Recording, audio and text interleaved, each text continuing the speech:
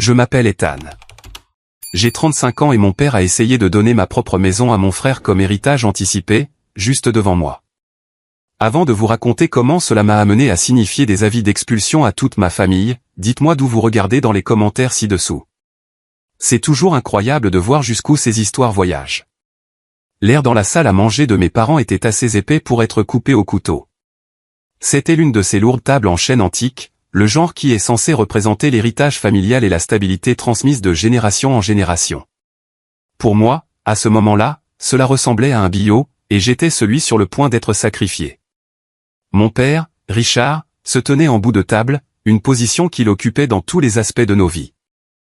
Ses mains étaient jointes derrière son dos, une posture qu'il adoptait lorsqu'il était sur le point de décréter, non de discuter. Ma mère, Eleanor, était assise à sa droite, son expression un masque étudié de préoccupation maternelle qui, je le savais, pouvait cacher une volonté de faire. En face d'eux était assis mon frère aîné, Léo, et sa femme, Sophia. Léo était penché en arrière dans sa chaise avec un sourire narquois qu'il ne prenait même pas la peine de cacher, ayant l'air d'un roi attendant son couronnement. Ma sœur cadette, Chloé, et son mari, Daniel, étaient perchés nerveusement sur leur chaise, les yeux allant de mon père à moi, comme des spectateurs à un match de gladiateurs. Et puis il y avait moi, silencieux, observant, sentant le froid familier d'être l'étranger dans ma propre famille. Comme vous le savez tous, commença mon père, sa voix tonitruante d'une autorité que personne n'avait jamais osé remettre en question. Votre mère et moi avons réfléchi à l'avenir, à l'héritage, à nous assurer que tout le monde soit pris en charge dans ce monde incertain. Je sentis un œuf froid se former dans mon estomac. Je connaissais ce discours. C'était le préambule d'une décision qui avait déjà été prise, un verdict rendu dans un tribunal où je n'étais pas autorisé à présenter une défense. Léo, dit mon père en se tournant vers mon frère avec un sourire fier qui illuminait tout son visage. Tu as une famille qui s'agrandit, 4 beaux enfants. Tu es un homme de stature dans la communauté. Tu as besoin d'espace, de stabilité. Ta mère et moi avons décidé qu'il était temps que tu emménages dans le domaine principal. Il parlait de ma maison. Le vaste manoir de 6 chambres avec la piscine et le jardin de 3 acres que j'avais minutieusement aménagé moi-même. La maison dans laquelle je vivais depuis 8 ans. La maison que j'avais payée. Sophia halta théâtralement, posant une main sur le bras de Léo. Oh, Richard, on ne sait pas quoi dire. C'est trop. Léo hocha simplement la tête, ce regard suffisant se transformant en un pur triomphe. Papa, c'est incroyablement généreux. On te rendra fier. C'est l'endroit parfait pour que la famille se réunisse pour les fêtes. Mon père tourna alors son regard vers moi. Il n'y avait aucune chaleur, seulement le reflet froid et dur de l'attente. Ethan, ton travail est sur l'ordinateur. Tu peux le faire de n'importe où. Nous avons fait en sorte que l'appartement du garage soit préparé pour toi. C'est un espace parfaitement convenable pour une personne. Très peu d'entretien. L'appartement du garage. 600 pieds carrés au-dessus de l'odeur d'huile et de vieille peinture. Il a dit cela si nonchalamment, comme s'il réaffectait des corvées, comme si ma vie était une pièce de puzzle qu'il pouvait simplement déplacer vers une partie moins importante du plateau. Chloé intervint, sa voix vive d'opportunisme. Et le Penthouse, papa? Tu sais, Daniel et moi cherchons un pied-à-terre en ville pour le réseautage. Ce serait parfait pour mon entreprise. Bien sûr, déclara mon père en agitant une main magnanime. Le Penthouse ira à Chloé. Il est mieux utilisé pour créer des liens que pour je ne sais quoi que fait Ethan là-bas. La pièce tournait. Il dépeçait ma vie, mes biens, mon succès durement gagné, et les distribuait comme des cadeaux de fête. Ils avaient déjà prévu les camions de déménagement. Je pouvais le voir dans leurs yeux. La décision était prise. J'étais simplement informé du verdict. Mon père me regarda, attendant ma conformité, le hochement de tête silencieux que je lui avais donné toute ma vie. Mais quelque chose en moi, une corde qui avait été tendue pendant 8 longues années, pendant toute une vie à être négligée, a finalement cédé. Je m'éclaircis la gorge. Le son était faible, mais il a transpercé les murmures de célébration comme un coup de feu. 7 paires d'yeux se sont tournés vers moi. Et alors que j'allais parler, le monde sembla se dissoudre, me ramenant 8 ans en arrière, au moment où toute cette mascarade avait vraiment commencé. Le jour où j'ai pris une décision par amour qui allait finalement ouvrir la voie à ce moment même de trahison. Il y a 8 ans, cette même table de salle à manger avait été un champ de bataille d'un autre genre. Elle n'était pas couverte d'argenterie polie et de porcelaine fine, mais de piles de factures impayées, d'avis de saisie à l'aspect menaçant avec des lettres rouges, et de lettres de créanciers en colère. La crise financière de 2008 avait frappé notre famille comme un ouragan, et la petite mais autrefois prospère entreprise de construction de mon père, bâtie sur des poignées de main et un optimisme obstiné, avait été anéantie presque du jour au lendemain. Le monde avait changé et il n'avait pas changé avec lui. J'avais 27 ans à l'époque, et le souvenir est gravé dans ma mémoire. Je suis entré et j'ai vu mon père, un homme que j'avais toujours vu comme un titan invincible, affalé sur la table, la tête dans les mains. Ses larges épaules étaient voûtées par la défaite. La voix tonitruante avait disparu, remplacée par un murmure d'effet alors qu'il parlait à ma mère. Ma mère essayait d'être forte, mais ses mains tremblaient alors qu'elle préparait une cafetière de café qu'elle savait que personne ne boirait. Léo faisait les 100 pas dans le salon, criant dans son téléphone à un banquier qui avait depuis longtemps cessé d'écouter. Chloé pleurait dans un coin, non pas à cause de la ruine imminente de la famille, mais parce qu'on venait de lui dire qu'elle devrait peut-être vendre la voiture toute neuve pour laquelle mes parents s'étaient portés garants. Ils allaient tout perdre. La maison principale, celle que mon père avait construite et qu'il considérait comme le joyau de sa vie, était à quelques semaines d'une vente aux enchères du shérif. La première maison de Léo, achetée au plus haut du marché, était si loin sous l'eau qu'il se noyait dans des capitaux propres négatifs. Le townhouse à la mode de Chloé était le suivant. Même le petit chalet au bord du lac, le lieu de tous nos meilleurs souvenirs d'enfance, était sur le billot. L'héritage familial se transformait en poussière sous leurs yeux. Un mois avant que cette crise ne frappe, j'avais vendu ma première start-up de logiciel. C'était un succès modeste selon les normes de la Silicon Valley, mais pour un jeune de 27 ans qui avait vécu de ramen et de caféine pendant 3 ans, le gain de 4,5 millions de dollars après impôt était une fortune qui changeait la vie. Je n'avais pas dit à ma famille le montant exact. Quand ils ont demandé, j'ai juste dit que je m'en étais bien sorti. Dans ma famille, Léo était la success story avec son travail de vente tape à accent grave-l'œil et sa personnalité charismatique. J'étais le nerf de l'informatique, le silencieux dont les réalisations étaient abstraites, irréelles pour eux. Et honnêtement, je ne voulais pas de l'attention. Je ne voulais pas qu'ils me voient comme un distributeur de billets ambulants. J'avais vu comment ils traitaient l'argent, comme quelque chose à dépenser, à exhiber. Je le traitais comme un outil, comme une sécurité. Mais les voir briser comme ça, voir la terreur sincère dans les yeux de ma mère et la défaite écrasante sur le visage de mon père, je ne pouvais pas rester là sans rien faire. Cette nuit-là, j'ai appelé mon ami d'université, Ben Carter. Ben était devenu un avocat vif et pragmatique avec un esprit comme un piège d'acier. On s'est retrouvé dans un restaurant ouvert 24h/24. L'air était épais d'une odeur de café rassis et de désespoir. Ça semblait approprié. Ils vont tout perdre, Ben, dis-je, ma voix à peine un murmure. J'ai expliqué toute la situation, les avis de saisie, l'ampleur de la dette. Il a pris une lente gorgée de son café. Ça arrive à beaucoup de gens, Ethan. C'est une situation difficile. Il y a des options. Il pourrait déclarer faillite, essayer de restructurer. Non, dis-je en secouant la tête. La faillite détruirait mon père. Sa fierté et tout ce qui lui reste. Et Léo, il trouverait juste un nouveau moyen de s'endetter. Je peux arranger ça. J'ai l'argent. Je peux acheter les propriétés. Ben a posé sa tasse et m'a regardé, ses yeux sérieux, analytiques. Tu veux dire, leur prêter de l'argent? Non, dis-je, ma voix ferme. Ça ne marcherait jamais. Ce ne serait qu'un pansement temporaire et mon père le verrait comme une aumône. Je veux dire, je veux les acheter. Toutes. La maison de Léo, celle de Chloé, le chalet, les 6 unités de location dont ils dépendaient pour leur revenu de retraite. Je veux tout acheter discrètement avant que la banque ne les prenne. Ben s'est penché en avant, son esprit juridique en ébullition. Ethan, comprends-tu ce que tu suggères? Tu serais leur propriétaire secret. C'est un champ de mine. Légalement, c'est propre si on le fait correctement.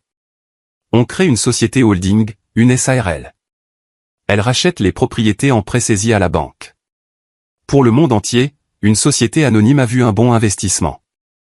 Mais émotionnellement, Ethan. J'ai déjà vu des situations comme ça. Les secrets dans les familles sont comme des bombes à retardement. Ça pourrait te péter à la figure un jour. Quelle est l'alternative, ai-je demandé, le désespoir clair dans ma voix. Les laisser finir à la rue? Laisser mon père perdre la maison dans laquelle il a mis tout son cœur? C'est la seule façon de le faire sans briser son ego. Ils n'auront jamais à savoir que c'est moi. Je posséderai les propriétés. Je paierai les impôts et les assurances. Et je les laisserai y vivre sans loyer. Ils pourront se remettre sur pied et je pourrai protéger les biens de la famille. Ben a soupiré en se frottant les tempes. Tu as un bon cœur, mec. Trop bon. Peut-être que ça fait de toi une bonne personne, mais ça peut faire de toi un terrible client. D'accord, si tu es décidé, on le fait dans les règles. On appellera la SARL et Clearview Holdings. Aucune trace papier ne remontera jusqu'à toi. Je m'occuperai des transactions via une série de sociétés écrans. Mais je le consigne. Je te conseille, en tant que ton avocat, d'avoir un accord formel avec eux, au moins, même pour $1 par an, quelque chose qui établisse la réalité juridique de la situation. Non, ai-je insisté, ma voix remplie d'une certitude naïve. Pas d'accord. Il faut qu'ils aient l'impression d'être toujours propriétaires. Mon père. Ça le tuerait de savoir qu'il est locataire dans sa propre maison. Il s'agit de les sauver, pas de les contrôler. C'était mon erreur. Ma plus grosse, ma plus naïve erreur. J'ai choisi leurs sentiments plutôt que les faits. J'ai choisi d'être le sauveur silencieux, le filet de sécurité invisible. Seul dans mon appartement cette nuit-là, j'ai viré les fonds sur le compte séquestre que Ben avait mis en place. Voir des millions de dollars quitter mon compte me semblait moins significatif que le poids écrasant du secret que j'endossais. Au cours des mois suivants, Ben a opéré sa magie juridique. Clearview Holdings LLC a acquis 12 propriétés dans une transaction multibancaire complexe. Les avis de saisie ont cessé. Les appels téléphoniques en colère se sont tus. Ma famille pensait qu'un investisseur anonyme avait racheté leurs dettes en souffrance et, pour une raison étrangement bienveillante, ne les expulsait pas. Ils ont appelé ça un miracle. Mon père, sa confiance restaurée, a prétendu que c'était sa négociation habile qui avait convaincu les nouveaux propriétaires d'être cléments. Ils ont organisé une grande fête pour célébrer leur bonne fortune. À cette fête, mon père, tenant une coupe de champagne, m'a tapé dans le dos. Tu vois, fiston, parfois il faut juste avoir la foi. Le monde récompense ceux qui travaillent dur. J'ai juste souri et hoché la tête. Le secret pesant sur moi comme un objet physique. Pendant 8 ans, j'ai porté ce poids. Pendant 8 ans, j'ai été le socle silencieux et non reconnu de toute leur existence. Je l'ai fait par amour. Ou du moins, c'est ce que je me disais. Mais alors que je me tenais dans cette salle à manger 8 ans plus tard, j'ai réalisé que mon silence n'avait pas acheté l'amour. Il n'avait acheté que du mépris. Et la bombe dont Ben m'avait prévenu était enfin sur le point d'exploser. Être le bienfaiteur secret de la famille, c'était comme avoir un travail à plein temps non rémunéré où votre seule compensation était d'être pris pour acquis. Au cours de ces 8 années, la dynamique de ma famille n'a pas seulement retrouvé son état d'avant la crise, elle s'est aggravée. Leur rétablissement miraculeux, qui n'était en réalité que moi saignant silencieusement de l'argent dans leur vie, a gonflé leur ego à des hauteurs incroyables. Ils n'ont pas appris de leurs erreurs, ils en ont été récompensés. Je me souviens d'un Thanksgiving il y a environ 5 ans, qui illustre parfaitement l'absurdité de ma situation. Léo est arrivé dans un Range Rover flambant neuf, du genre à 6 chiffres. Il a jeté les clés sur le comptoir de la cuisine avec ostentation, s'assurant que tout le monde voit le logo. Juste un petit quelque chose pour célébrer la conclusion de l'affaire Henderson, a-t-il annoncé à la pièce. Il fallait que je trouve une voiture qui reflète le succès. Mon père rayonnait, passant un bras autour des épaules de Léo. C'est mon garçon. Toujours à viser le sommet. Une voiture d'homme. C'est comme ça qu'on projette le pouvoir, Ethan. Tu devrais faire attention. Il a dit cela avec un clin d'œil, comme s'il me livrait un secret sur un monde que je ne pouvais pas comprendre. Plus tard dans la soirée, ressentant un petit besoin d'être vu, j'ai mentionné que ma société de conseil venait de décrocher un contrat massif avec un conglomérat technologique allemand. C'était un accord qui assurerait les finances de mon entreprise pour la prochaine décennie et qui était l'aboutissement d'une année de travail acharné. C'était une promotion pour mon entreprise sur la scène mondiale. Mon père, occupé à découper la dinde, a simplement agité une main dédaigneuse sans lever les yeux. C'est bien, Ethan. Tout ce truc d'ordinateur est très compliqué. Assure-toi juste d'économiser pour un vrai avenir. La brique et le mortier, fiston. C'est ça qui dure. Un vrai avenir. Comme si mon entreprise de plusieurs millions de dollars avec des employés dans 3 pays était un stand de limonade. Pour eux, mon succès n'était que des chiffres sur un écran. Ce n'était pas tangible comme une voiture de luxe ou un costume de créateur. Je n'étais plus seulement le nerf de l'informatique. J'étais le nerf de l'informatique étrangement solvable dont ils n'avaient pas à reconnaître le succès parce qu'ils ne pouvaient pas le comprendre, et donc ils ne comptaient pas dans leur monde. Ma sœur Chloé était encore plus directe. Elle voyait mon style de vie calme et frugal comme une insulte personnelle à ses propres valeurs matérialistes. Je n'achetais pas de voiture tape à accent grave-l'œil ni de vêtements de marque. J'investissais. Je construisais. Ma richesse était silencieuse, travaillant pour moi en arrière-plan. La sienne était bruyante, portée sur sa manche et financée par la dette. Je ne te comprends pas, Ethan, m'a-t-elle dit un jour lors d'un barbecue familial, plissant le nez devant ma berline parfaitement fiable mais peu impressionnante. Tu gagnes tout cet argent avec ton truc d'internet, mais tu vis comme un étudiant diplômé. C'est embarrassant. Les gens vont penser qu'on est pauvre. Je suis à l'aise, avais-je simplement dit. À l'aise, se moqua-t-elle en roulant des yeux. Léo sait comment vivre. Il comprend que l'image est tout. C'est comme ça qu'on réussit. L'image était tout, et j'étais invisible. J'étais la fondation silencieuse et stable sur laquelle ils construisaient leur vie somptueuse et imaginaire. Ils m'envoyaient les factures pour les grosses réparations, déguisées en demande d'aide occasionnelle. C'était une manipulation magistrale. Ma mère appelait, Ethan, chérie, le plombier est passé. Il a dit que le chauffe-eau principal de notre maison a finalement rendu l'âme. C'est un travail de $3000. Tu imagines, quel mauvais moment pour que ça arrive. Et comme un imbécile, je faisais en sorte que mon entreprise fasse un chèque à l'entrepreneur, et il l'encaissait, supposant que le propriétaire anonyme et bienveillant s'en occupait. Il ne posait jamais de questions. Il ne voulait pas des réponses. La goutte d'eau qui a fait déborder le vase, la chose qui m'a fait réaliser que cela ne pouvait pas durer, est arrivée environ un mois avant la réunion de famille fatidique. C'était l'appel de mon oncle David. C'est le frère cadet de mon père, un homme calme et décent qui vivait dans l'une des plus petites propriétés locatives que je possédais.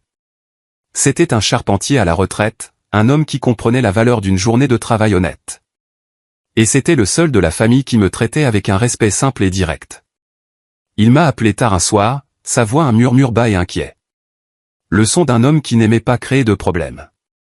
Ethan, c'est ton oncle David. Je suis désolé d'appeler si tard. Pas de problème, oncle David. Tout va bien? J'étais immédiatement en alerte. Il n'appelait jamais à moins que ce ne soit important. Je ne sais pas. J'ai entendu ton père parler à Léo l'autre jour. Je déposais du courrier. La porte était entr'ouverte. Il ne savait pas que j'étais là. Il fit une pause et je pus l'entendre prendre une respiration tremblante. Il parlait des propriétés, de les réattribuer. Richard disait qu'il était temps de faire un véritable plan de succession. Il a dit, puisque le propriétaire de ces endroits n'a jamais montré son visage en 8 ans, la famille devrait simplement prendre le contrôle officiel. Il a mentionné ta maison spécifiquement pour Léo. Il a dit que Léo est l'avenir du nom de cette famille. Il a besoin de la propriété phare. Une terreur froide m'envahit. Que voulait-il dire par prendre le contrôle? Je l'ai entendu mentionner un avocat, chuchota David. Quelque chose à propos des droits des squatteurs ou de la prescription acquisitive. Il pense que si vous avez vécu quelque part assez longtemps sans payer de loyer, vous pouvez le revendiquer. C'est un non-sens juridique, bien sûr. Mais ton père, il entend ce qu'il veut entendre. Il a dit quelque chose qui m'a glacé, Ethan. Il a dit, Ethan a son argent de l'informatique. Il nous doit ça. C'est son devoir. Il pense que ton succès n'est qu'un coup de chance et que celui de Léo est le vrai. Il prévoit de te couper complètement. Je pensais que tu devrais le savoir. Fais attention. Après avoir raccroché, je suis resté assis dans le noir pendant un long moment. Ce n'était pas seulement qu'ils étaient ingrats. C'était qu'ils complotaient activement pour me prendre ce que je leur avais déjà donné. L'audace pure, le droit profond de la chose était à couper le souffle. Ils n'avaient pas seulement oublié mon sacrifice, il l'avait effacé de l'histoire et en avait écrit une nouvelle où ils étaient les héritiers légitimes et où j'étais le dragon égoïste amassant de l'or auquel ils avaient droit. C'est là que j'ai appelé Ben. Ma voix au téléphone était anormalement calme. Il prépare un coup, dis-je sans préambule. Il y eut un soupir las à l'autre bout de la ligne. Je t'avais dit que ça arriverait, dit Ben. Ce n'était pas un, je te l'avais bien dit. C'était la déclaration sombre d'un homme dont les pires prédictions s'étaient réalisées. Quel est ton plan? Je ne suis pas encore sûr, admis-je, mais je pense qu'il est temps que Clearview Holdings ait un visage. J'ai demandé à Ben de préparer les documents. Des plans d'urgence, des avis d'expulsion pour les 12 propriétés. Je ne savais pas si je les utiliserais.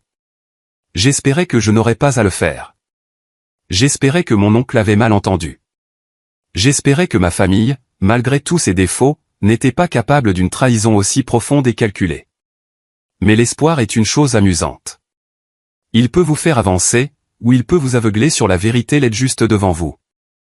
Alors que je me tenais dans cette salle à manger, les écoutant donner ma maison, j'ai réalisé que j'avais été aveugle pendant bien trop longtemps. Les avis que Ben avait préparés n'étaient plus seulement un scénario du pire. Ils étaient sur le point de devenir une inévitabilité. Je ramenai mon attention sur la salle à manger. Les visages impatients, l'air de triomphe. Ils attendaient que je cède, que j'accepte ma rétrogradation à l'appartement du garage avec une dignité silencieuse et blessée. Mon père regardait déjà Léo, un large sourire satisfait sur le visage, comme si l'affaire était déjà réglée. Je pris une lente et délibérée inspiration, laissant le silence planer dans l'air un peu trop longtemps. Le tic-tac de l'horloge grand-père dans le couloir semblait s'amplifier à chaque seconde qui passait. Je regardais directement mon père, mon regard inébranlable. « Tu ne peux pas, dis-je. » Ma voix était calme, mais elle n'était pas faible. Elle portait le poids de 8 ans de secret, et elle a transpercé l'atmosphère de célébration comme un éclat de glace. Le sourire de mon père disparut. Sa tête se tourna brusquement vers moi. « Que m'as-tu dit ?» Son ton était d'une incrédulité pure, comme si les meubles venaient de parler. « Tu ne peux pas donner cette maison à Léo, répétai-je, ma voix gagnant en force alors que l'adrénaline montait en moi. Tout comme tu ne peux pas donner le Pantouse à Chloé. Tu ne peux pas donner ce que tu ne possèdes pas. » Un rire bref et dérisoire s'échappa de Léo. Il se pencha en avant, posant ses coudes sur la table. « De quoi parles-tu, petit frère? Tu t'es cogné la tête en entrant? C'est la maison familiale. Elle est dans la famille depuis des lustres. » « Non, ce n'est pas le cas, dis-je en me levant lentement de ma chaise. Mes mouvements étaient mesurés, contrôlés. Je sentis un calme étrange s'installer en moi. Le genre de clarté qui vient quand on a touché le fond et qu'il n'y a nulle part où aller, sauf vers le haut. Cette maison, celle dans laquelle nous sommes tous assis, a été achetée il y a 8 ans par une société à responsabilité limitée, une société nommée Clearview Holdings. Je laissai ce nom s'imprégner. Je vis une lueur de confusion dans les yeux de mon père. Il connaissait le nom. C'était l'entité sans visage sur les documents d'impôt foncier qu'il avait parfois vus. Celle qu'il supposait provenir d'un lointain propriétaire d'entreprise. « Léo, ta maison », continuai-je en tournant mon regard vers mon frère, dont le sourire narquois commençait à paraître crispé. « Celle sur laquelle tu viens de construire cette nouvelle terrasse, appartient également à Clearview Holdings. Chloé, le townhouse où toi et Daniel vivaient, même propriétaire. Le chalet au bord du lac où nous passions nos étés, même propriétaire. Les 6 unités de location qui fournissent le revenu que vous pensiez tous provenir des investissements de papa, y compris celle où vit l'oncle David. Toutes. Chaque propriété que cette famille occupe a été rachetée en pré-saisie en 2008 par cette même société. Le silence dans la pièce était maintenant absolu. C'était une chose lourde, étouffante. Les sourires narquois avaient disparu, remplacés par des regards d'incrédulité stupéfaite. La main de Sophia vola à sa bouche. Daniel, le mari de Chloé, fixait simplement son assiette comme si elle contenait les réponses à l'univers. Ma mère fut la première à parler, sa voix tremblante, empreinte d'une horreur naissante. « Ethan, qu'est-ce que c'est? Que essaies-tu de dire? C'est une sorte de blague ?» Je la regardai enfin. Et pour la première fois, je ne ressentis ni pincement de culpabilité ni besoin de la protéger. Je ressentis juste une profonde tristesse pour la vérité qu'elle avait refusé de voir. Je dis, ma voix était dure et claire comme le diamant, que depuis 8 ans, vous n'avez pas vécu dans vos maisons, vous avez vécu dans les miennes. Je suis Clearview Holdings. Je l'ai créé avec l'argent de ma première entreprise. J'ai tout acheté. J'ai sauvé cette famille de la faillite et de l'humiliation publique, et vous ne l'avez même jamais su parce que vous n'avez jamais pris la peine de regarder au-delà de vos propres suppositions. Vous étiez trop occupé à me mépriser. L'explosion fut instantanée. C'est un mensonge, rugit mon père, son visage devenant d'un violet dangereux. Il frappa du poing la table en chêne antique, faisant sauter l'argenterie et trembler un verre d'eau. Tu es un menteur. Tu penses que tu peux venir ici avec un conte de fées et réclamer ma maison? La maison que j'ai construite de mes propres mains.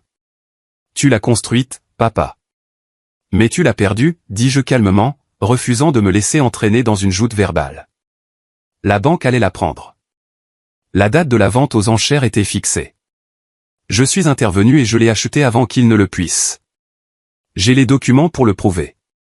Léo se leva d'un bond de sa chaise. Son visage était déformé par la rage et la confusion. Tu es fou. Tu as planifié ça, une sorte de jeu de pouvoir malade et tordu. Tu nous as laissé croire pendant 8 ans que tout allait bien juste pour pouvoir nous retirer le tapis sous les pieds. Je vous ai laissé croire ça parce que je pensais que c'était la chose la plus gentille à faire. Ma voix s'éleva enfin, empreinte de la frustration que j'avais ravalée pendant près d'une décennie. J'ai payé les factures. J'ai payé les impôts. J'ai payé pour le nouveau toit au-dessus de ta tête, papa, quand cette tempête a frappé. J'ai payé pour le nouveau fourneau chez toi, Léo, quand le tien est mort en plein hiver. J'ai tout fait pour que vous n'ayez pas à affronter l'humiliation. Je l'ai fait parce que je vous aimais. Mais je vois maintenant que c'était une erreur. Vous ne respectez pas ce qui est donné. Vous ne respectez que ce que vous pouvez prendre. Chloé se mit à pleurer, mais ce n'était pas des larmes de remords. C'était des larmes de rage, d'un enfant gâté à qui on menace son jouet préféré. C'est donc de ça qu'il s'agit? Tu veux un merci? Après toutes ces années, tu fais ce coup parce que tu te sens méprisé. Comment peux-tu être si cruel et vindicatif? Cruel? L'ironie était si épaisse qu'elle était suffocante.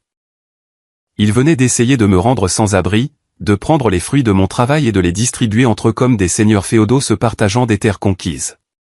Et j'étais le cruel. Il ne s'agit plus d'appréciation, dis-je, ma voix retombant à un ton froid et égal qui semblait glacer la pièce. Il s'agit de faits. Et le fait est que vous vivez tous sur ma propriété, grâce à ma charité. Et cette réunion sur mon héritage est officiellement terminée. Je me tournai et me dirigeai vers le grand hall. Mon dos droit. Chaque pas semblait 1 kilomètre. Si tu sors par cette porte, tu ne fais plus partie de cette famille, beugla mon père derrière moi, sa voix se brisant de fureur. Je m'arrêtai au seuil, ma main sur la lourde porte en chêne.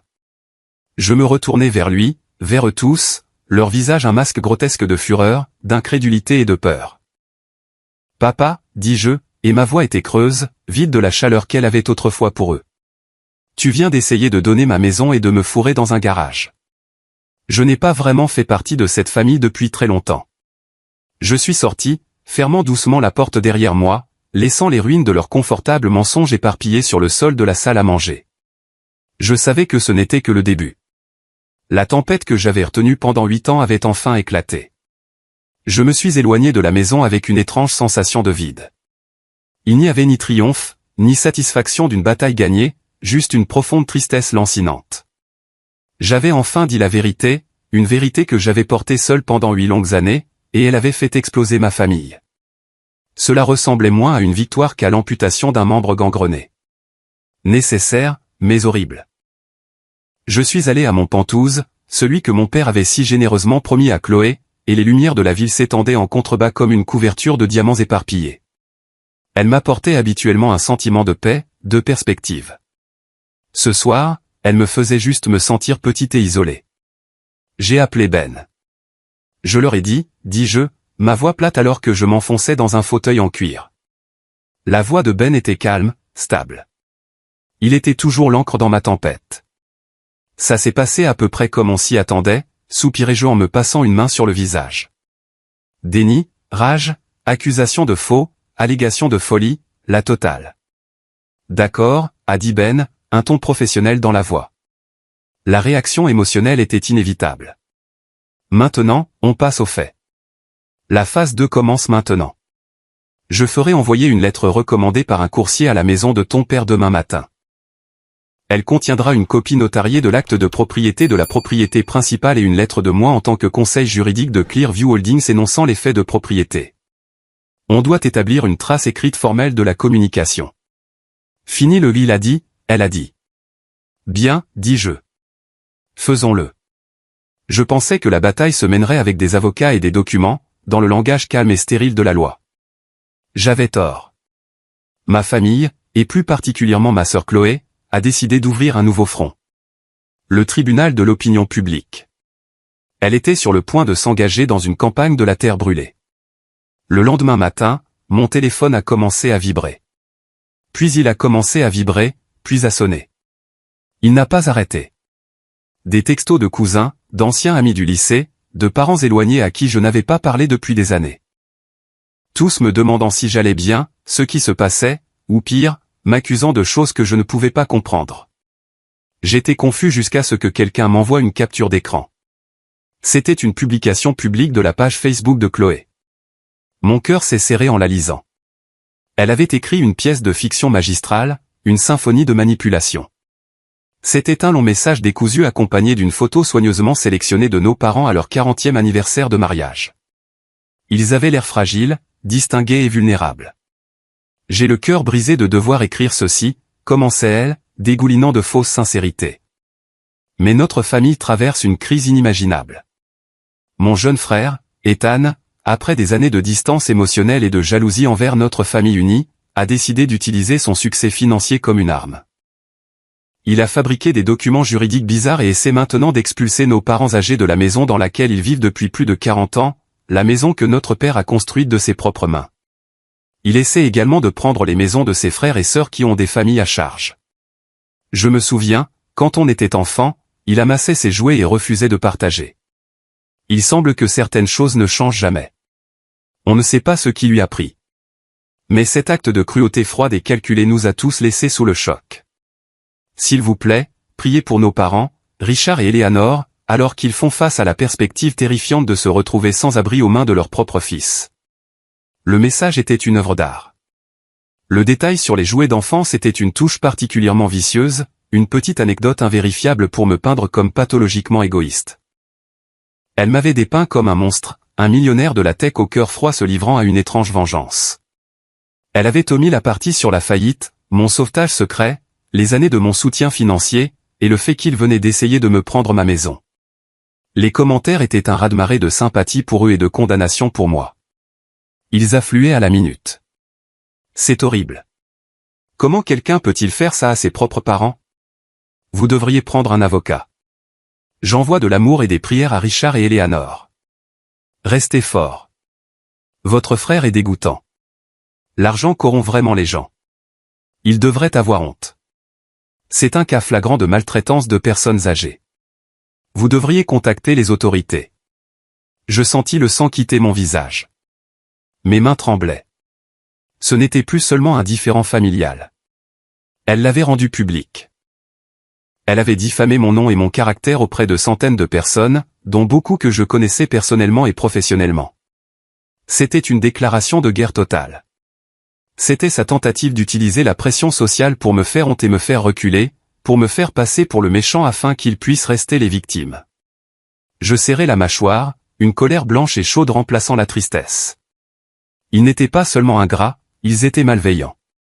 Ils étaient prêts à brûler ma réputation jusqu'à la racine pour maintenir leurs mensonges. J'ai de nouveau appelé Ben. Ma voix tremblait de rage.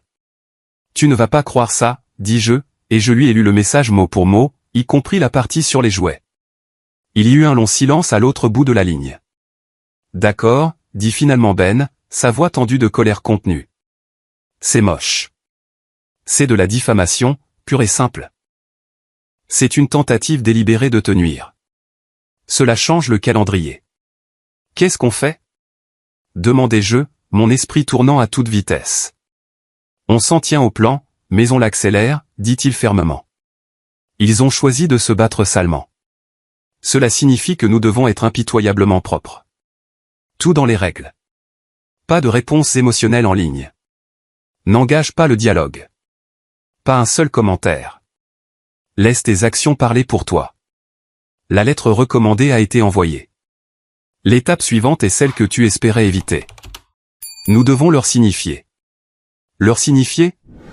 Des avis officiels, a précisé Ben. Pas encore des avis d'expulsion, mais un avis formel de quitter les lieux pour chaque propriété. C'est un document juridique qui informe l'occupant que le propriétaire légal souhaite qu'il quitte les lieux. Il leur donne 30 jours. C'est la première étape juridique du processus d'expulsion officielle. Ce n'est plus une demande, Ethan. C'est une exigence. Ils ont clairement indiqué qu'ils n'avaient aucune intention de reconnaître ta propriété. Maintenant, nous devons les forcer à le faire.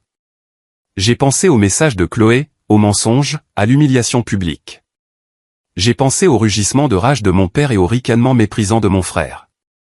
Mon espoir d'une résolution pacifique, d'une lueur de gratitude ou de remords, est mort à ce moment-là. C'était une fantaisie. Ils avaient tracé les lignes de bataille. Ils pensaient pouvoir utiliser l'émotion et la perception publique pour gagner.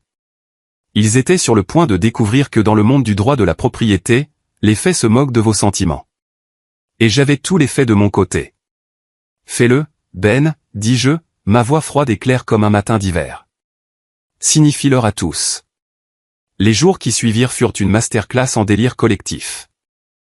Ma famille, portée par l'effusion de sympathie suscitée par l'histoire larmoyante fabriquée de Chloé, agissait comme si ma révélation et la lettre recommandée de Ben n'étaient rien de plus qu'un caprice d'enfant. Ils étaient si sûrs de leur propre récit, celui où ils étaient les justes victimes et où j'étais le méchant déséquilibré, qu'ils ne pouvaient concevoir un monde où ils n'étaient pas aux commandes. Ils étaient sur le point de foncer à toute vitesse dans une série de murs juridiques et financiers invisibles et inflexibles. La première collision est arrivée à Léo. Convaincu de pouvoir prouver que j'étais un imposteur, il a conduit son Range Rover à sa banque, un endroit où il était habitué à être traité comme un VIP. Son plan était simple et, dans son esprit, absolument brillant. Il allait demander une ligne de crédit sur valeur domiciliaire. La banque, en traitant la demande, devrait consulter les registres de propriété officiels. Il imaginait l'agent de crédit lui tendant un document avec son nom dessus, un ticket d'or qu'il pourrait brandir sous mon nez pour mettre fin à tout ce malentendu. Il a probablement imaginé la scène dans sa tête. Lui, triomphant, tenant un morceau de papier au prochain dîner de famille, moi, me retirant en défaite pendant que mon père lui tapait dans le dos. Il est entré dans la banque avec son assurance habituelle, tout en parfum coûteux et une poignée de main ferme pour l'agente de crédit, une jeune femme nommée Brenda. Je ne peux qu'imaginer la conversation. Il aurait été charmant, confiant, faisant la conversation sur le marché, se vantant de sa dernière affaire. Brenda aurait souri poliment, tapant ses informations dans son système. Puis elle aurait tapé l'adresse de la propriété.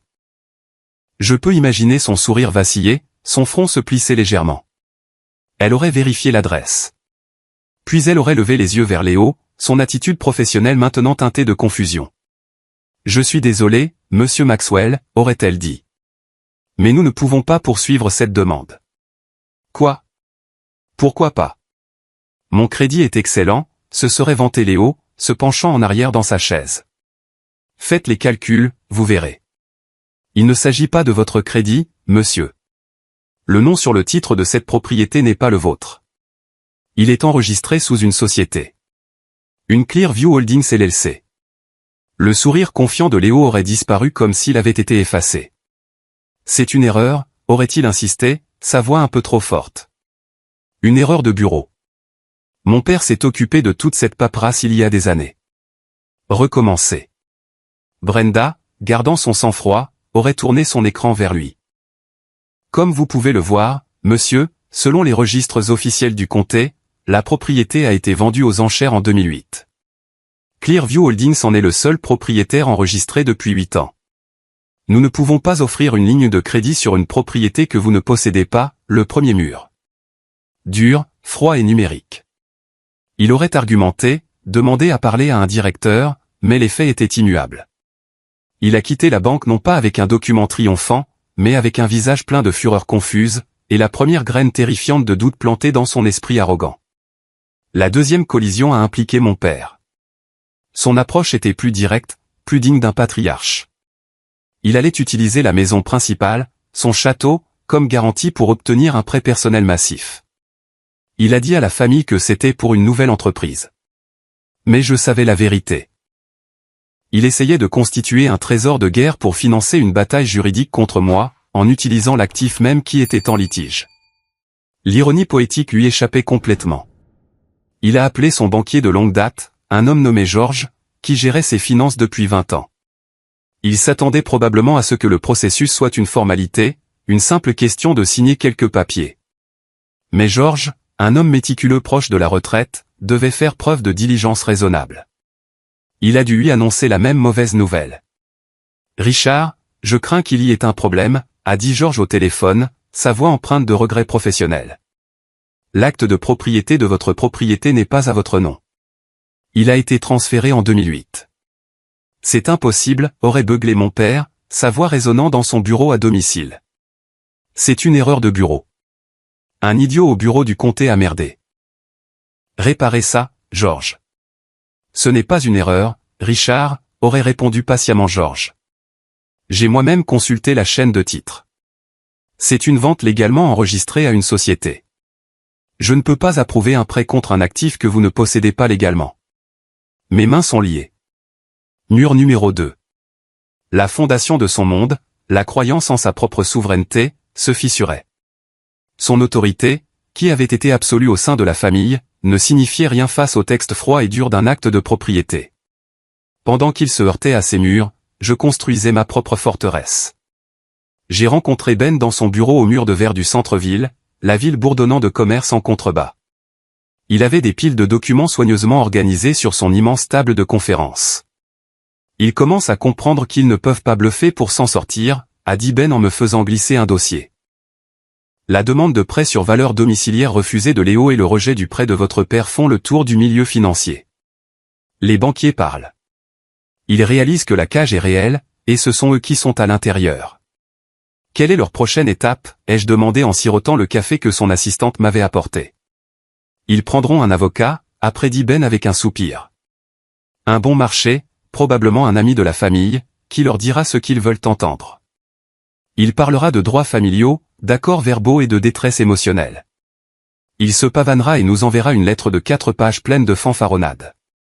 Nous répondrons par une simple déclaration factuelle d'une page sur la propriété. Ce n'est que du bruit avant l'événement principal. Il a désigné une autre pile de papier, chacun soigneusement agrafé. Ce sont les avis de quitter les lieux. J'ai engagé une huissière de justice professionnelle. Une femme nommée Maria. Elle est une ancienne militaire, dure comme le roc, et elle fait tout dans les règles. Elle remettra un avis à chacune des 12 propriétés. Elle obtiendra une signature confirmant la réception où elle aura un témoin et documentera le refus en vidéo. Ce sera légal, officiel et indéniable. J'ai regardé les documents, mon nom n'apparaissant nulle part, seulement le nom de société impersonnelle de mon entreprise.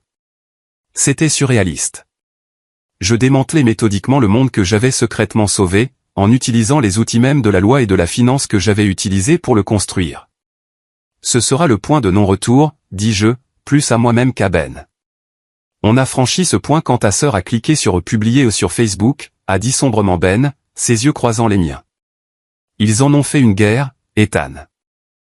Ne te sens pas coupable de riposter avec la vérité. Il avait raison. Il ne m'avait laissé aucun choix. Il vivait dans un fantasme, un château de cartes bâti sur ma générosité, et une forte rafale de vent arrivait. Les avis étaient le réveil, et il était sur le point de devenir très, très bruyant.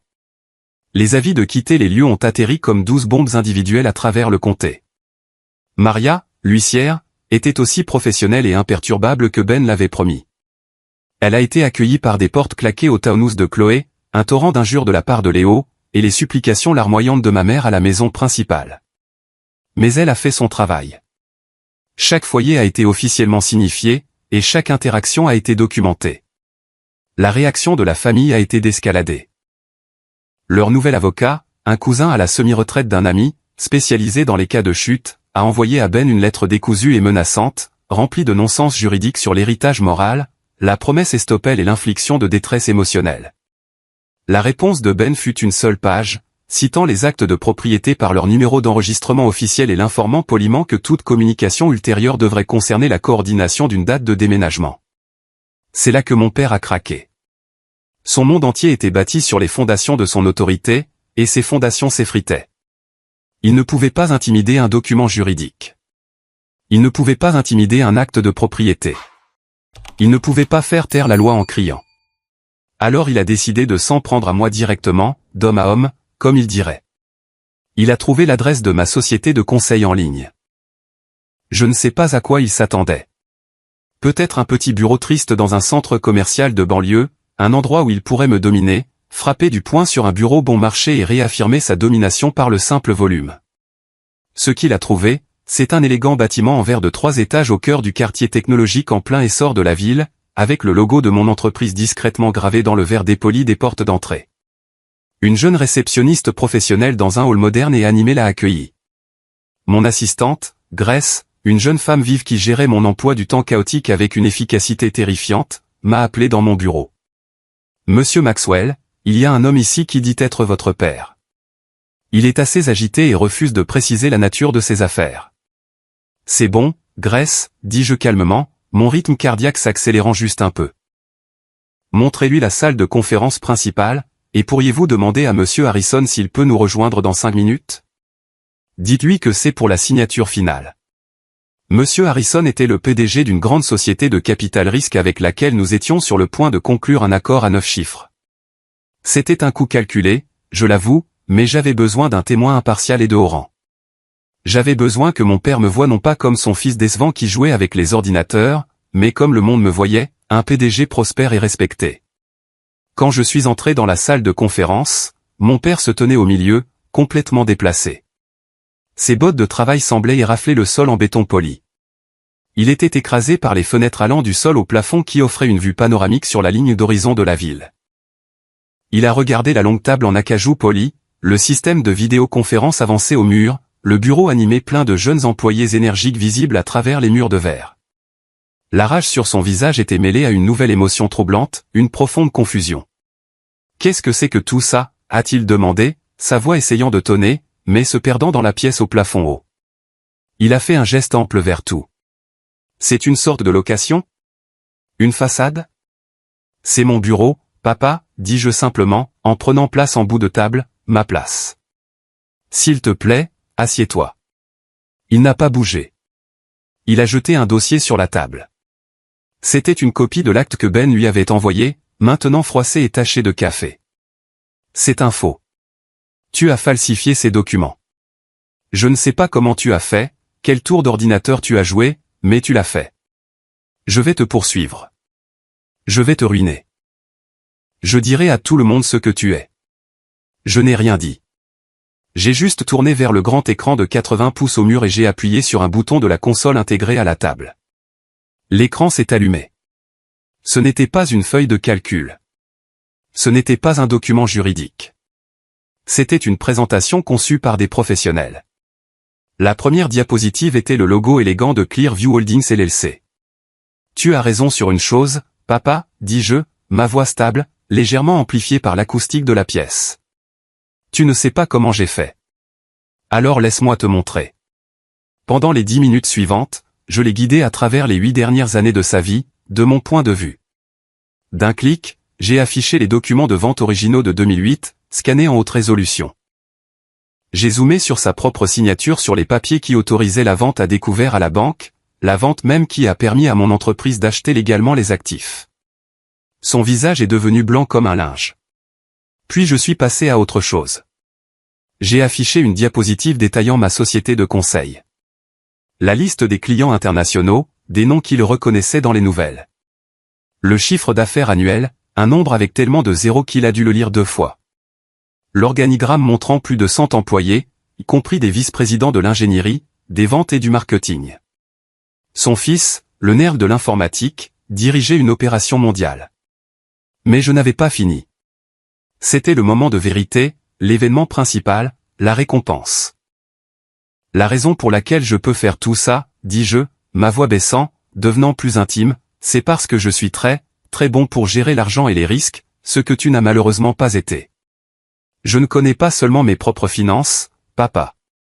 Pour ma propre protection, j'ai fait en sorte de connaître les vôtres. La diapositive suivante est apparue à l'écran. Elle était intitulée « Aperçu financier de la famille », une étude sur l'effet de levier et la responsabilité. Elle énumérait, en points clairs et indéniables, leurs dettes secrètes. Léo Maxwell, 85 000 $ de dettes de cartes de crédit à taux d'intérêt élevé sur 6 cartes. Un prêt auto sur le Range Rover qui était le double de la valeur marchande réelle de la voiture. Chloé Maxwell Jenkins, une boutique en ligne en faillite qui avait perdu de l'argent pendant 3 années consécutives, soutenue par des prêts personnels à taux d'intérêt élevés co-signés par son mari. Et puis lui, Richard et Eleanor Maxwell, 170 000 $ de prêts personnels non garantis auprès de 5 prêteurs différents, contractés au cours des 5 dernières années pour maintenir un style de vie qu'ils ne pouvaient pas se permettre, pour payer les vacances somptueuses, l'adhésion au country club. Mon père fixait l'écran, la bouche légèrement ouverte. La couleur avait complètement quitté son visage. C'était son secret le plus profond, le plus honteux, la réalité derrière la façade du fier patriarche. Et je venais de le mettre à nu sous les dures lumières fluorescentes d'une salle de conférence d'entreprise. C'était brutal, mais c'était la vérité. Toi. Comment as-tu pu savoir ça, a-t-il chuchoté, sa voix se brisant. Il s'est finalement effondré dans l'un des fauteuils en cuir coûteux, l'air d'un homme vidé de l'intérieur. Parce que les maisons que vous utilisiez comme garantie perçue pour certains de ces prêts sont à moi, dis-je tranquillement. Les banques font leurs recherches lorsqu'un prêt est en défaut, et moi aussi. Je savais que vous étiez en train de couler. J'ai attendu que vous demandiez de l'aide, que vous me traitiez comme un fils au lieu d'une déception ou d'un détail. Mais vous ne l'avez jamais fait. Au lieu de cela, vous avez décidé de me voler. Il n'avait plus de colère, plus de fanfaronnade, juste le poids écrasant et suffocant de la vérité. Juste à ce moment-là, la porte de la salle de conférence s'est ouverte. Un homme dans un costume impeccable et sur mesure est entré, dégageant une aura de pouvoir et de confiance. C'était Monsieur Harrison. « Ethan, désolé de t'interrompre, a-t-il dit, sa voix chaleureuse et respectueuse. Je voulais juste confirmer notre déjeuner pour signer les derniers papiers de ce tour de financement de 30 millions de $. Le conseil d'administration est ravi. » Il a jeté un coup d'œil à mon père qui avait l'air complètement brisé, une relique d'une époque révolue. « Tout va bien ?» m'a demandé Monsieur Harrison, son regard passant de l'un à l'autre. Je me suis levé et je lui ai serré la main, revenant dans mon monde, le monde que j'avais construit. « Tout va parfaitement bien, Robert. Voici mon père, Richard. » On finissait juste une réunion d'affaires familiale. Monsieur Harrison a hoché poliment la tête à mon père, qui pouvait à peine croiser son regard. Le PDG d'une grande entreprise venait de m'appeler par mon prénom, de me traiter en égal, en père, et avait mentionné nonchalamment un accord qui représentait plus d'argent que mon père n'en avait vu de toute sa vie. En cet unique instant, la dynamique de pouvoir de toute notre relation, de toute ma vie, a été irrévocablement brisée et refaite. Je n'étais plus seulement son fils. J'étais une entité qu'il ne pouvait pas comprendre, une force qu'il ne pouvait pas contrôler. Il était venu à mon bureau pour me détruire. Il en est reparti complètement et totalement vaincu. Le fantôme d'un homme qui venait de voir les véritables fondations de son monde et de réaliser qu'elles n'avaient rien à voir avec lui. C'est ce moment qui a tout changé, quand j'ai enfin repris le contrôle de ma vie. Merci d'être resté avec moi jusqu'ici. Vous êtes incroyable. Aidez-moi en aimant cette vidéo et en commentant le chiffre ainsi dessous, pour que je sache que vous avez fait ce voyage avec moi. Cela n'aide pas seulement plus de gens à trouver cette histoire, cela me fait savoir que mes expériences comptent pour quelqu'un. Votre soutien est la plus grande motivation pour moi de continuer à partager le reste de ce voyage. Après la réunion désastreuse dans mon bureau, mon père n'est pas rentré chez lui pour rallier les troupes pour un autre combat. Il est rentré chez lui et s'est rendu. Le combat avait été vidé de lui, remplacé par le choc creux de la réalité. La vérité était sortie, non seulement sur la propriété des biens, mais aussi sur la fantaisie financière précaire dans laquelle ils vivaient tous. L'avocat fanfaron qu'ils avaient engagé fut congédié par un court appel téléphonique. Il n'y eut plus de textos en colère, plus de publications calomnieuses sur les réseaux sociaux. Il n'y eut qu'un silence lourd et assourdissant, le genre qui suit une explosion massive. La date limite de 30 jours sur les avis de quitter les lieux approchait. J'ai dit à Ben de suspendre le dépôt de l'assignation en expulsion officielle, les papiers d'expulsion formels auprès du tribunal. C'était un dernier petit acte de grâce. Je ne voulais pas l'humiliation ultime pour eux, des adjoints du shérif escortant mes parents, les enfants de mon frère hors de leur maison. Mais j'ai clairement fait savoir par l'intermédiaire de Ben que la date limite était ferme. Il devait partir. Il n'y avait plus de prolongation. Et c'est ainsi que le grand démantèlement a commencé. Des camions de déménagement, ceux-là même qu'ils avaient autrefois joyeusement prévu d'utiliser pour déménager Léo dans mon manoir, ont commencé à apparaître dans leur rue comme des corbillards. Mais au lieu de transporter de beaux meubles vers des maisons plus grandes et plus grandioses, ils étaient chargés du contenu de vie qui allait se rétrécir considérablement. Mes parents furent les premiers à partir. La vaste maison que mon père avait construite, le symbole de toute son identité, fut vidée pièce par pièce. Je suis passé en voiture un soir et j'ai vu la lueur d'une seule ampoule nue dans le salon, illuminant les fantômes des souvenirs. Ils ont trouvé une location de 3 chambres dans une ville à 30 miles de là, un endroit avec un revêtement en vinyle et une petite pelouse bien entretenue. Le loyer était de 2800 $ par mois, un chiffre qui, je le savais, consommerait la totalité de leurs revenus de sécurité sociale et de la petite pension de mon père. La grande table de salle à manger, le lieu de mon exécution publique, fut vendue dans une vente de succession pour une bouchée de pain. Elles ne rentreraient pas dans leur nouvelle vie. Léo et Sophia furent les suivants. Les retombées pour eux furent brutales.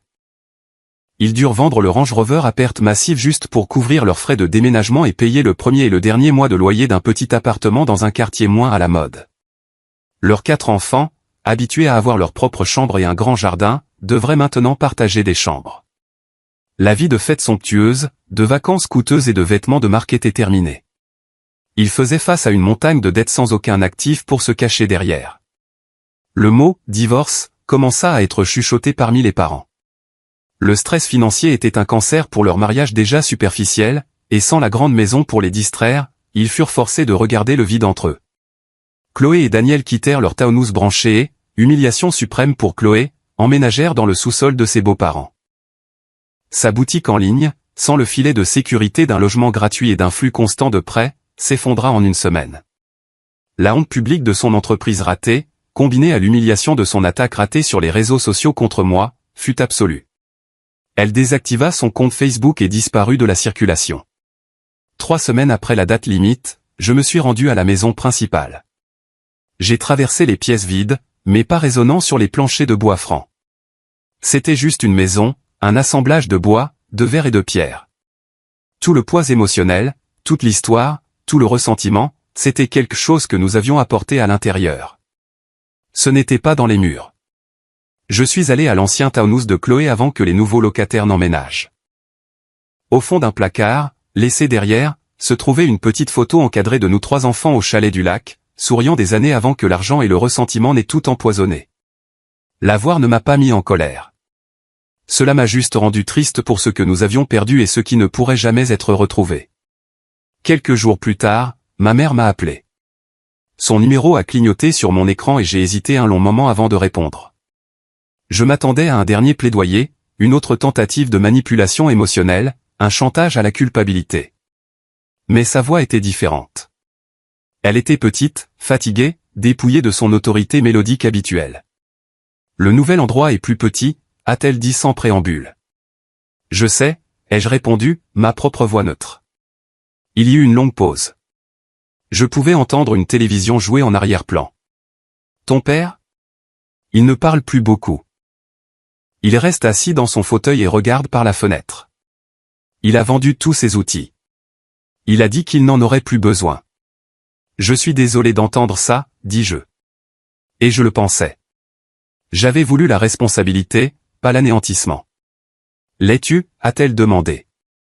Et pendant une seconde, j'ai entendu une lueur de l'ancienne amertume, le tranchant de son ressentiment. Es-tu heureux maintenant, Ethan ? Tu as gagné. Tu as récupéré toutes tes maisons. Est-ce que ça en valait la peine ? Il ne s'agissait jamais des maisons, maman, dis-je, ma voix douce mais ferme, refusant de mordre à l'hameçon. Tu le sais. Il s'agissait de respect. Le respect que tu ne m'as jamais donné. Que tu as donné si librement à Léo. Tu as valorisé son image plutôt que ma substance. Tu as célébré ses dettes et méprisé mes actifs. Respect ? A-t-elle répété le mot comme s'il venait d'une langue étrangère. Nous sommes ta famille. L'amour devrait suffire. Tu aurais dû simplement continuer à nous aider tranquillement. L'amour n'est pas la propriété, maman, dis-je, une vague de clarté m'envahissant. Et ce n'est pas un chèque en blanc pour le manque de respect. Je t'aime. Je sais que c'est difficile à croire maintenant, mais je vous ai toujours tous aimés. C'est pourquoi j'ai fait ce que j'ai fait il y a 8 ans. Mais je ne peux pas laisser cet amour être une raison pour vous laisser me détruire. Je dois m'aimer aussi. C'est la partie que j'ai oubliée pendant très longtemps. Elle s'est alors mise à pleurer, un pleur silencieux hélas. Ce n'était pas les larmes de comédie de la réunion de famille. C'était le son d'une perte véritable et déchirante. Elle avait perdu sa maison, son statut, sa vie confortable. Mais je pense qu'à ce moment-là, elle a finalement réalisé qu'elle avait perdu quelque chose de bien plus précieux. Elle avait perdu le fils qu'elle n'avait jamais su qu'elle avait. Tout cela parce qu'elle avait refusé de le voir. Nous avons terminé l'appel sans nous dire au revoir. Il n'y avait plus rien à dire. Les retombées étaient complètes. La tempête était passée, laissant un paysage de décombres derrière elle, et je me suis retrouvé debout au milieu, seul, me demandant si quelque chose pourrait jamais être reconstruit à partir de ruines aussi désolées. 6 mois passèrent. 6 mois de silence, d'espace, d'une paix étrange et inconnue qui s'installa lentement dans ma vie. Mon monde, pour la première fois, était entièrement le mien, libéré du poids secret des attentes et des besoins financiers de ma famille. L'accord avec la société de Monsieur Harrison fut conclu, injectant un capital massif dans mon entreprise. On s'agrandissait, on embauchait les esprits les plus brillants, on créait une technologie qui me passionnait vraiment. J'ai même agrandi mon portefeuille immobilier personnel, acquérant 2 autres propriétés commerciales, portant mon total à 14. L'empire grandissait, mais cette fois, il grandissait au grand jour. Il n'y avait pas de secret, pas de fardeau caché. C'était propre. J'ai fait nettoyer et mettre en scène la maison principale par des professionnels. J'ai envisagé de la vendre pour me laver les mains des souvenirs, mais cela me semblait être les laisser gagner, les laisser ternir quelque chose de beau. Au lieu de cela, je l'ai louée à une famille avec 3 jeunes enfants, un médecin et un professeur. Les voir jouer dans le jardin, entendre leur rire résonner dans les couloirs où il n'y avait eu qu'un silence tendu, me semblait juste. Ce n'était qu'une maison, après tout. Mon erreur avait été de laisser ma famille en faire le symbole de tout le reste. Mes parents se sont installés dans leur nouvelle vie, plus petite. Ben, qui gérait toujours la SARL, m'a informé que leur loyer était payé à temps, par voie électronique, le 1er de chaque mois. Pas de drame, pas de chichi. Ils vivaient selon leurs moyens pour la première fois depuis des décennies. Puis, un mardi après-midi pluvieux, Grace a sonné à mon bureau. Ethan, ton frère Léo est dans le hall. Il dit qu'il n'a pas de rendez-vous, mais il demande si tu le recevras. Mon premier instinct fut un nom froid et dur. Une réaction réflexe bâtie sur des années de déception. Mais la curiosité, et peut-être une faible braise d'espoir que je pensais éteinte depuis longtemps, me firent changer d'avis. Fais-le monter, dis-je. Le Léo qui entra dans mon bureau n'était pas le même homme que j'avais vu pour la dernière fois dans cette salle à manger fatidique. Le costume de créateur avait disparu, remplacé par un polo simple et propre et un jean. La montre coûteuse avait disparu de son poignet. Il ne se pavanait pas. Il était hésitant. Ses épaules étaient affaissées, ses yeux portaient la lassitude d'un homme qui avait traversé une guerre et l'avait perdue. Il avait l'air plus mince, fatigué, mais ses yeux étaient plus clairs que je ne les avais jamais vus. « Ethan, dit-il, sa voix calme, presque rauque. Merci de me voir. » Léo. J'ai hoché la tête, lui faisant signe de s'asseoir sur l'une des chaises en face de mon bureau. « Que puis-je faire pour toi ?» Il s'est assis, mais ne semblait pas savoir quoi faire de ses mains, les joignant et les déjoignant sur ses genoux. Je ne suis pas ici pour demander quoi que ce soit, commença-t-il en butant sur les mots. Pas d'argent, pas de faveur, rien. Je voulais juste. Je devais te dire quelque chose en face. Il prit une profonde inspiration, comme un plongeur se préparant à plonger dans l'eau glacée. Je suis désolé, dit-il. Les mots sortirent bruts, non répétés, dépouillés de son charme lisse habituel. Je suis tellement désolé pour tout. Pour la façon dont je t'ai traité toute ma vie, pour m'être moqué de tes trucs d'ordinateur, pour avoir été si arrogant et si suffisant. Et pour ce jour-là, pour avoir été prêt à prendre ta maison, ton foyer, sans une seconde pensée. Mon Dieu, j'ai été un monstre. J'ai juste écouté, mon expression illisible, lui laissant l'espace pour dire ce qu'il était venu dire. Tu sais, a-t-il poursuivi, un sourire sans humour et autodérisoire jouant sur ses lèvres, perdre tout a été la meilleure chose qui me soit jamais arrivée. Sophia et moi, on a failli divorcer. Le stress financier était brutal et notre mariage n'avait rien d'autre. Mais n'ayant plus rien à perdre, on a commencé à parler, vraiment parler. Pour la première fois. On est allé en thérapie. On a vendu sa voiture. On a découpé les cartes de crédit. J'ai trouvé un vrai travail. Pas dans la vente. Je suis chef de projet pour une petite entreprise de construction. Ça ne paie pas beaucoup, pas encore, mais c'est un travail honnête. Je rentre fatigué et sale, mais ça me semble réel. J'ai l'impression de construire quelque chose au lieu de simplement faire semblant. Il m'a regardé droit dans les yeux, et pour la première fois, je n'ai pas vu de jalousie ni de mépris. J'ai vu une lueur d'humilité. On vit dans un appartement de 2 chambres. Les enfants partagent une chambre. Ils se plaignent, mais ils apprennent à s'entendre. On est sur un budget strict pour la première fois de notre vie. On économise vraiment de l'argent pour leur fonds d'études au lieu de simplement supposer qu'il apparaîtra comme par magie. Et tu sais quoi? On est plus heureux. C'est fou, mais c'est vrai. J'étais si jaloux de toi, Ethan. J'étais jaloux de ton intelligence. Jaloux que tu aies réussi par toi-même sans avoir à jouer le jeu des apparences de papa. Et au lieu de t'admirer, je t'ai rabaissé parce que ça me faisait me sentir mieux. C'est de ma faute. Je voulais juste. Je voulais que tu l'entendes de ma bouche. Il se leva, l'air d'un poids énorme s'étant levé de ses épaules. C'est tout. Je vais y aller. Léo, attends, dis-je, ma voix me surprenant par sa douceur. Il se tourna à la porte. Merci de m'avoir dit ça, dis-je. Et je le pensais. C'était la première fissure de lumière dans le mur de granit épais qui s'était dressé entre nous toute notre vie. Ce n'était pas une réunion. Ce n'était pas une solution magique. Mais c'était un début. C'était réel. Un mois plus tard, une autre surprise. Un appel de mon père. J'ai failli ne pas répondre, mais un instinct me dit de le faire. Ethan, dit-il. Sa voix était différente. Le tonnerre avait disparu. C'était juste la voix d'un vieil homme, hésitante et frêle. Salut, papa. Ta mère et moi faisons un petit dîner dimanche pour son anniversaire. Juste nous. On se demandait si tu viendrais. J'étais abasourdi. Ce n'était pas une exigence. Ce n'était pas une convocation. C'était une invitation, une question. De toute ma vie, mon père ne m'avait jamais invité à quoi que ce soit. Il m'avait informé de ma présence requise. Pourquoi, ai-je demandé, ma voix trahissant ma méfiance. C'était le seul mot que je pouvais prononcer. Il y eut une longue pause à son bout du fil et je l'entendis prendre une respiration tremblante. Parce que, dit-il, et sa voix était épaisse d'une émotion que je ne pouvais pas situer, une émotion que je n'avais jamais entendue de sa part auparavant. Parce que ton oncle David m'a dit quelque chose après que tu l'aies vu la dernière fois. Il a dit qu'il avait essayé de me le dire il y a des années, après que tu aies vendu ta première entreprise. Il a dit, Richard, ce garçon est un génie. Tu devrais l'écouter, pas lui faire la leçon. Et j'étais trop fier pour écouter. Ta mère aussi. Elle m'a dit que j'avais tort, qu'on aurait dû être fier. J'ai passé si longtemps à essayer de faire de toi un reflet de moi-même, ou une déception pour ne pas être comme Léo, que je n'ai jamais vu qui tu étais vraiment.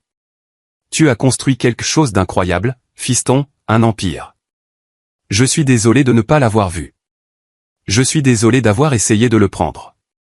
Ce n'était pas une excuse parfaite. C'était maladroit et intéressé à sa manière. Mais venant de lui, c'était un changement sismique. C'était un aveu. C'était la première fois qu'il m'appelait « fiston » et que cela sonnait comme un terme de respect, pas seulement un fait biologique. La fondation n'était pas seulement en train d'être reconstruite. Elle était en train d'être posée pour la toute première fois. Je suis allé à ce dîner. C'était dans leur petite maison de location. L'air était épais d'une odeur de poulet rôti et d'une histoire tacite de douleur. C'était gênant. La conversation était guindée au début, remplie des fantômes de choses que nous ne pouvions pas dire. On n'a pas parlé des maisons, de l'argent ou des avis d'expulsion. On a parlé de la météo, de mon travail, de leur nouveau quartier calme. Ma mère a servi le repas sur des assiettes dépareillées. Un petit détail qui en disait long sur la vie qu'ils avaient perdue. Mais quelque chose était différent. Quand j'ai parlé du nouveau projet de mon entreprise, mon père a écouté. Il a posé sa fourchette, m'a regardé et a posé des questions intelligentes. Ma mère, pour la première fois, n'a pas qualifié mon travail de « truc d'ordinateur ». Elle a posé des questions sur mes employés, sur si je prenais soin de moi. C'était un petit changement, un minuscule changement de vocabulaire et de centre d'intérêt, mais cela signifiait tout. Il y avait une lueur d'intérêt sincère, de respect. En rentrant chez moi ce soir-là, les lumières de la ville défilant devant ma fenêtre, j'ai réalisé la vérité. Mon empire, ce n'était pas les 14 propriétés répertoriées sous Clearview Holdings. Ce n'était pas le bilan impressionnant de mon entreprise ou le chiffre sur mon compte en banque. Mon véritable empire, celui pour lequel je m'étais battu depuis le début, c'était le droit d'être moi-même.